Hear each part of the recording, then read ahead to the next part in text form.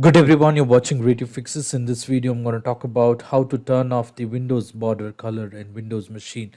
Now, if you try to open a file explorer, you might see there is an evident color or a border color in each Windows you have in your Windows machine. Now, there is a quick method to go ahead and disable this color. To do this, you will have to do a right click on the start button and then click on settings. Once you're on the settings page, you will have to go ahead and click on personalization. Under personalization, you will have to go ahead and click on colors.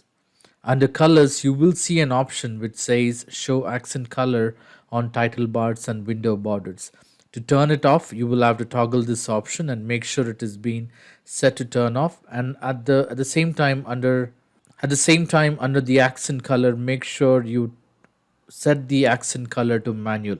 Once this is done, you may close this window and that will turn off the border color in your Windows machine. I hope this video was useful. In case if you like this video, please make sure to hit the like button and do not forget to subscribe to my channel. Thank you. Have a great day.